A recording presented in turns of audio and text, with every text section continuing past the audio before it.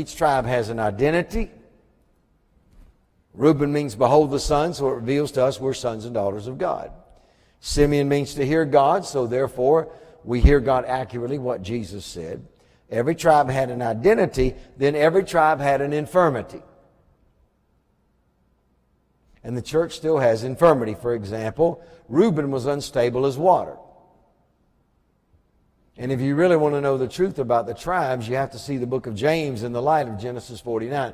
Most people don't know this, but the book of James was written out of Genesis 49. And that's easily proven. The first man he talks about in the book of James is a double-minded man, unstable in all his ways. And he says to Reuben, you're unstable as water. He's talking about Reuben there. See, James is a derivative and an equal to Jacob. One is Hebrew, one is Greek. James is equal to Jacob in the languages. So the book of James, and then when you get to Benjamin, Benjamin shall raven as a wolf. When you go to chapter 5, the chapter opens up and says, Benjamin shall raven as a wolf in Genesis 49.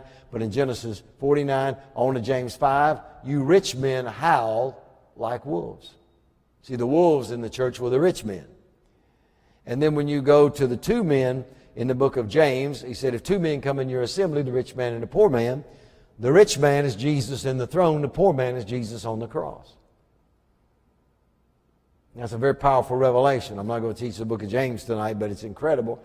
So when two men come in the assembly, so every time we come together, we have to deal with two men. There's two sides to this, a death side and a life side. And the poorest man that's ever been on this planet was Jesus hanging on that cross. Because he had your poverty, he had my poverty, he had our poverty, everybody past, everybody future's poverty. So he was the poorest man. He was the sickest man that ever lived. He lived 6 hours in that condition. Sickest man that's ever lived. Weakest man that's ever lived. There's never been anybody on planet Earth for those 6 hours while he was hanging on the tree as poor as Jesus was. Cut off from God, separated, made sin, made a curse, made death, bore all of our sin, all of our curse. So thank God Jesus is the poor man. But you got to do something with the poor man.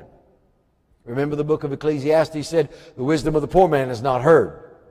See, a lot of people love King Jesus and rich Jesus and Jesus that meets all of our needs. But you know, that on the cross produced him in the throne. Without the cross, they'd never be able to ascend and we'd never have access to the throne. So the book of James opens up in chapter 2 and talks about what you receive, and you receive the rich man and the poor man. And what did they do? They took the rich man and put him up front, and they honored the rich man, and they didn't make the poor man leave. They put him in the back and said, stand thou here.